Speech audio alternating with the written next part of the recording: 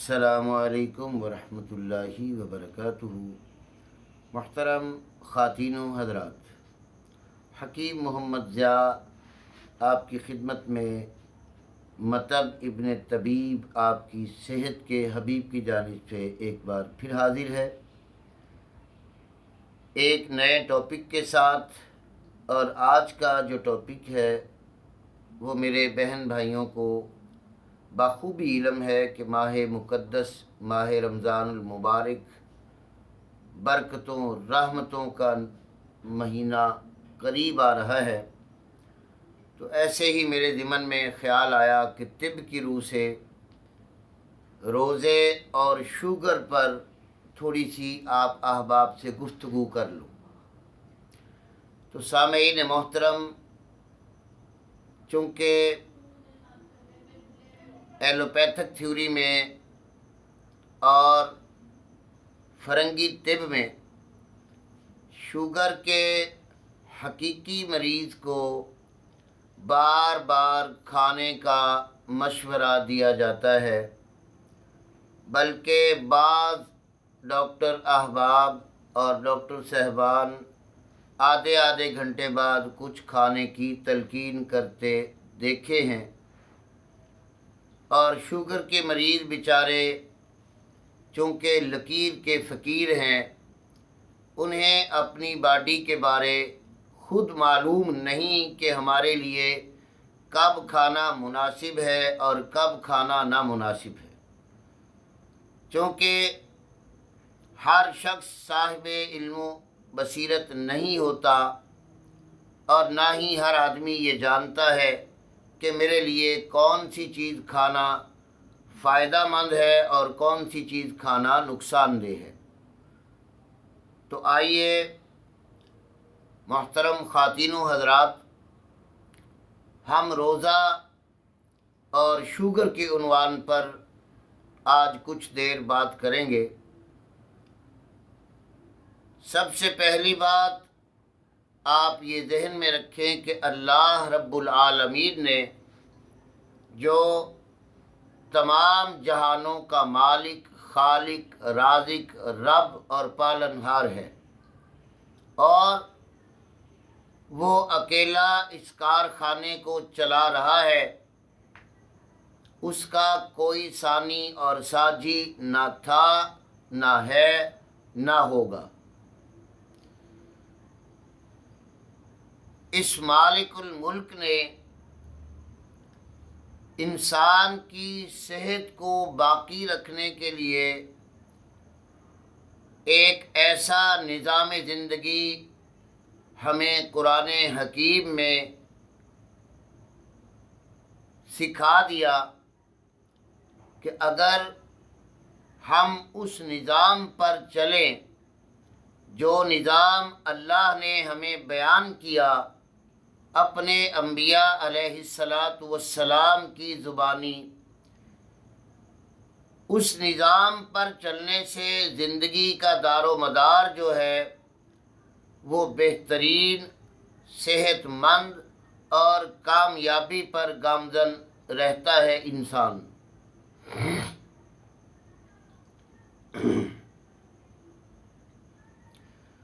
और वो ऐसी कामयाबी है कि जो शख्स भी कुरान हकीम की ज़िंदगी जो उसने बयान की है अगर उस पर अमल करता है, क्योंकि कुरान हकीम मुसलमान के लिए मुकम्मल ज़ाब्ता हयात है। ज़िंदगी के जितने राज मुज़मिर हैं वो कुरान करीम के अंदर पड़े हैं, लेकिन साहिब अक्लो बसीरत और समझदार लोगों के लिए बहुत फसाहत और बलागत है इसके अंदर, अगर कोई समझ सके तो। चूँकि अल्लाह हमारा खालिक और मालिक है और उसने हमें पैदा फरमाया है और हमारे अंदर के सिस्टम को अल्लाह से बढ़कर कोई नहीं जानता।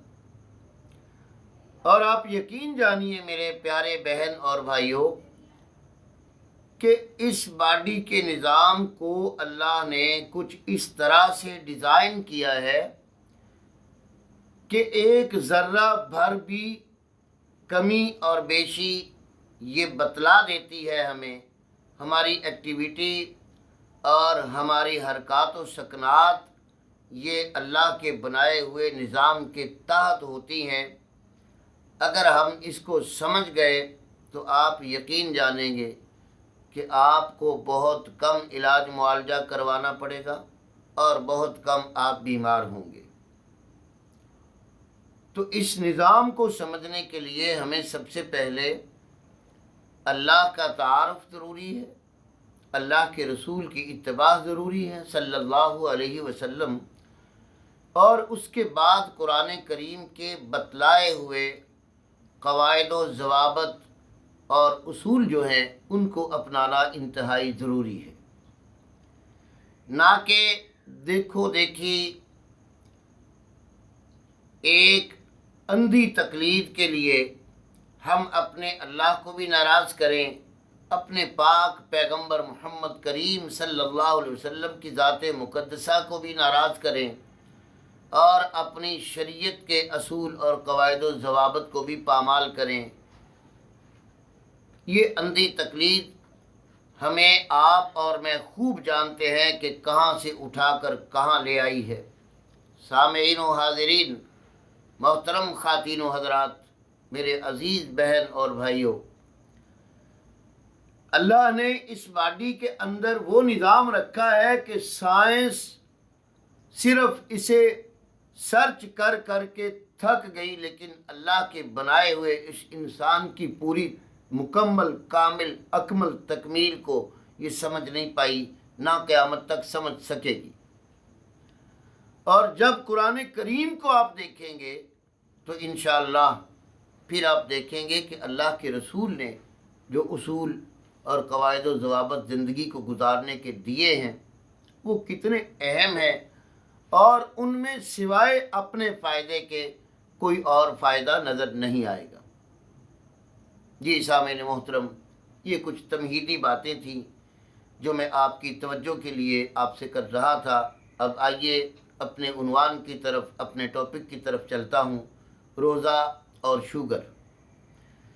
سامعین محترم، جیسا کہ آپ اور میں خوب جان چکے ہیں، میں آپ کو عرض کرتا رہتا ہوں، گاہے بگاہے اپنی گزارشات آپ کی خدمت میں رکھتا رہتا ہوں، تاکہ شاید کوئی انسان سمجھ کر حقیقی علاج معالجے کی طرف آ جائے، اور اس فرنگی طب سے جان چھڑا کر حقیقی علاج کی طرف جب وہ راغب ہو جائے گا تو انشاءاللہ بہت ساری تکالیف سے بچ جائے گا۔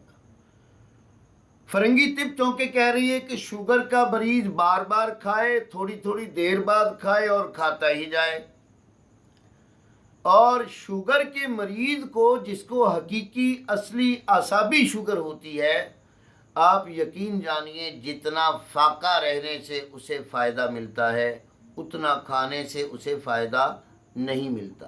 اس کی ریزن کیا ہے؟ آئیے سمجھتے ہیں۔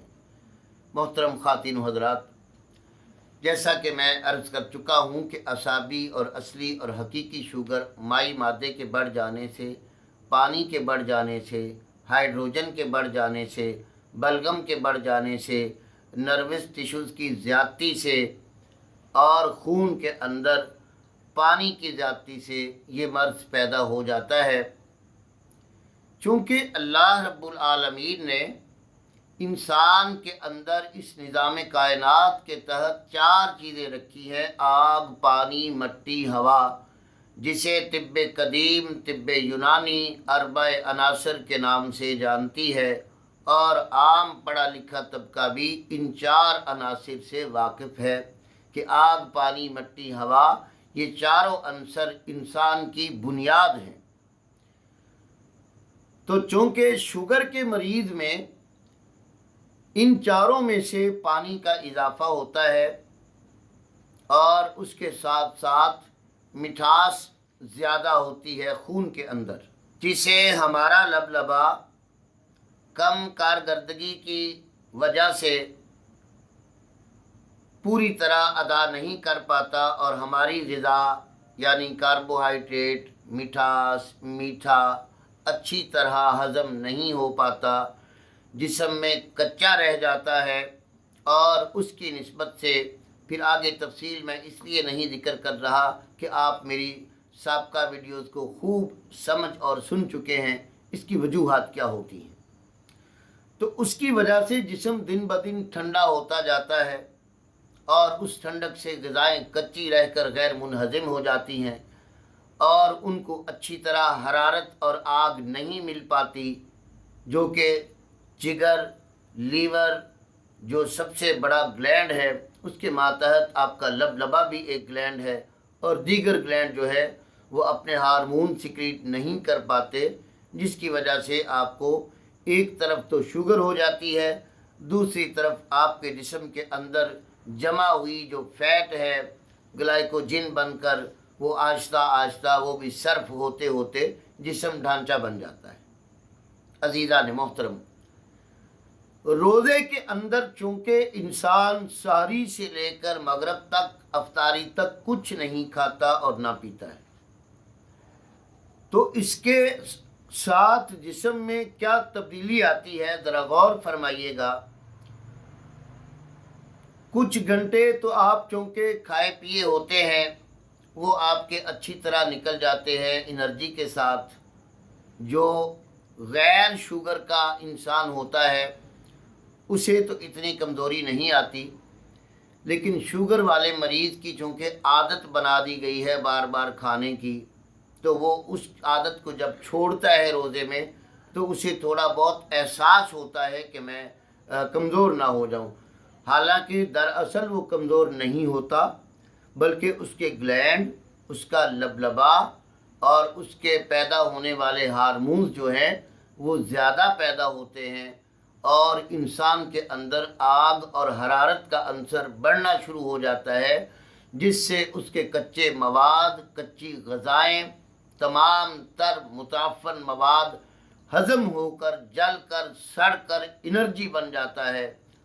और इस रोज़े की बरकत से शुगर के मरीज़ को जो बार बार पेशाब आता है उसमें भी कमी हो जाती है और जो जिस्म ठंडा रहता है वो भी गर्म हो जाता है, जो ग्लैंड ठंडे होते हैं वो भी गर्म हो जाते हैं और आहिस्ता आहिस्ता आप यकीन जानिए इंसुलिन लेने से इतना पेशाब नहीं रुकता जितना रोज़ा रखने से पेशाब रुक जाता है और तबीयत एक्टिव हो जाती है और ग्लैंड काम करना शुरू कर देते हैं। और आप देखिएगा कि जहां आपको गैर रोज़े की हालत में बार बार कसरत से पेशाब आता है, जब आप रोज़ा रखेंगे तो ज़ोहर की नमाज के बाद मगरिब तक शायद ही आपको पेशाब आ पाए। क्यों कि आपका वो निज़ाम अब चल चुका है, आपकी वो भट्टी जो इस्तिहाले के नाम से जिसे तिब जानती है, यानी तहलील का अमल, हज़म का अमल वो तेज़ हो जाता है, तो कुछ ना कुछ ग़िज़ा हज़म होकर आपके जिस्म की क़ुव्वत का सबब बन जाती है। ना कि रोज़ा ना रख कर। और असली और हकीकी शुगर वाले के लिए मैं बार बार दरख्वास्त कर रहा हूँ और फिर इंशाल्लाह मैं बतलाऊँगा इसी वीडियो के अंदर कि कौन सी शुगर है जिसमें रोज़ा नुकसान देता है। बिल्कुल उसमें रोज़ा सख्ती से नुकसान देता है, वो भी मैं अर्ज़ कर दूँगा आपसे। तो ये जो असली और हकीकी शुगर है इसमें रोज़ा कतई नुकसान नहीं देता। रोज़े के साथ साथ, रोज़े के अजर व सवाब के साथ साथ, रूहानियत की नूर के साथ साथ आपको जिस्मानी क़ुव्वत और रूहानी क़ुव्वत भी मिलती है। और इसके अंदर मेरे अज़ीज़ मोहतरम बहन और भाइयों, जितना आप सोच नहीं सकते कि जितना फ़ायदा आपको असली और हकीकी शुगर में रोज़े से पहुँचेगा, आप लाखों की दवाएं खाएंगे इतना फ़ायदा नहीं होगा। हाँ, ये बात मैं आपको एडवांस कर देता हूँ कि आप रोज़ा रख कर आराम करें, घर के अंदर रहें, साए में रहें, बेवजह पैदल ना चलें और हद से ज़्यादा हरकत ना करें, चूँकि आपके ये 14-15 घंटे जो गुज़रने हैं वो आपको लेटे लेटे भी गर्म कर देंगे। इंतहाई तबाह आपकी हशाश हो जाएगी, चुस्त तो तवाना हो जाएगी तबीयत। और फिर اس کے ساتھ آپ یقین جانیے آج کی سائنس، آج کی فرنگی طب یہ باور کرا چکی ہے کہ اگر دنیا میں کوئی گمبھیر مرض ہے جس کا علاج نہیں مل رہا، کینسر جیسی، ایڈز جیسی اور بہت سارے جسمانی اور روحانی ایسے امراض جن کا کہیں حل نہیں ملتا، آج فرنگی طب بھی قائل ہے کہ کینسر کا مریض اگر روزہ رکھے گا تو اس کے کینسر کا مادہ ختم ہو جاتا ہے۔ یہ میں نہیں کہتا، آپ اور میں خوب جانتے ہیں، یہ بات بہت منزل عام پر آ چکی ہے۔ تو عزیزان محترم، یہ درخواست میں آپ سے اس لیے کر رہا ہوں کہ جن کو پیشاب حد سے زیادہ آتا ہے اور جن کی اصلی اور حقیقی شوگر ہے، اعصابی شوگر جسے میں کہتا ہوں، اس کے لیے روزہ انتہائی مفید عمل ہے۔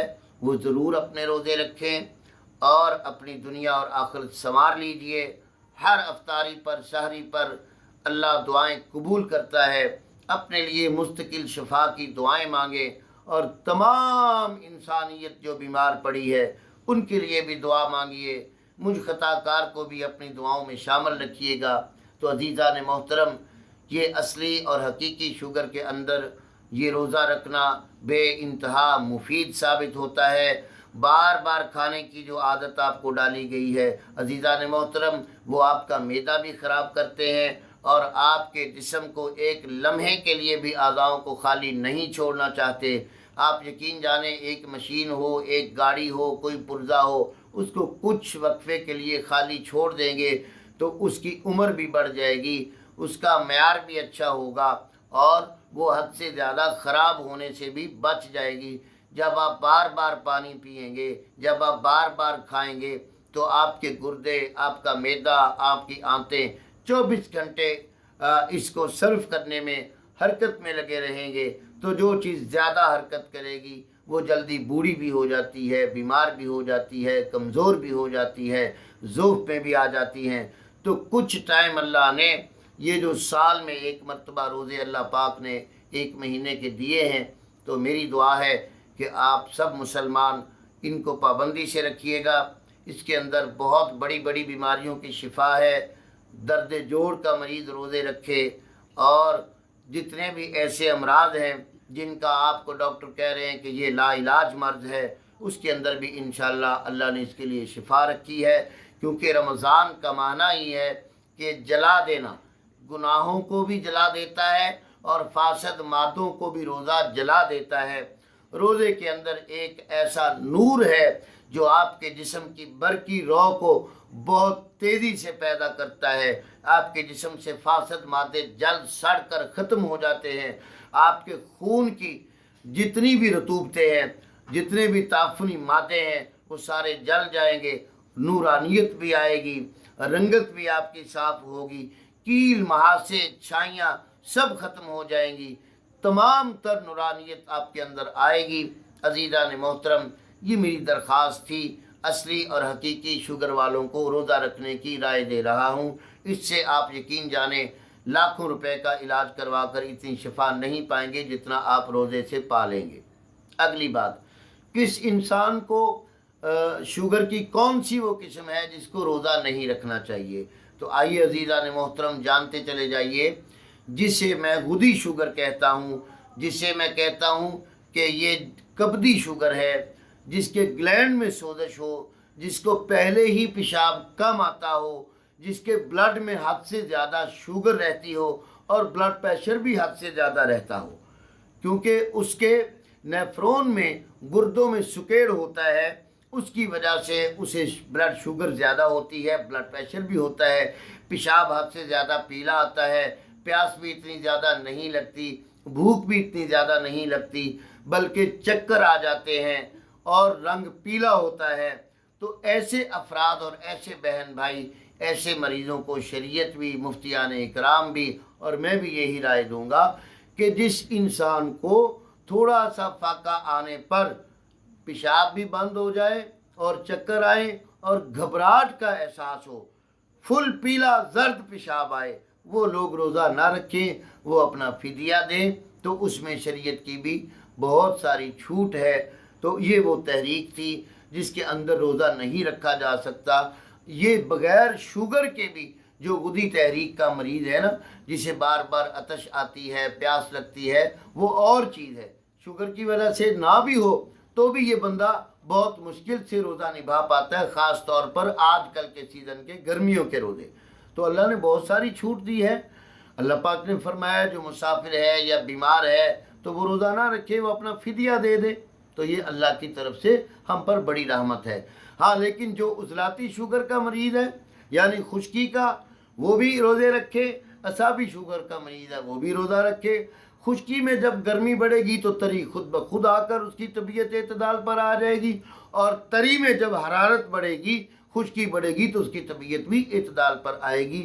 دوران خون کا صحیح رکھنا ہی میرے دوستوں صحیح صحت مندی کی علامت ہوا کرتی ہے۔ تو عزیزان محترم، انہی چند کلمات کے ساتھ حکیم محمد ضیاء کو اجازت دیجیے، اور ایک دعا کی درخواست ہے۔ اس رمضان میں میرے لیے جتنے میرے دوست احباب دعا کرنا چاہیں مجھے ضرور یاد رکھیے گا۔ اللہ پاک آپ کی دعاؤں کے طفیل مجھے بھی اور پوری انسانیت کے بیمار مسلمانوں کو شفائے کلی نصیب فرمائے۔ آمین ثم آمین۔ السلام علیکم ورحمۃ اللہ وبرکاتہ۔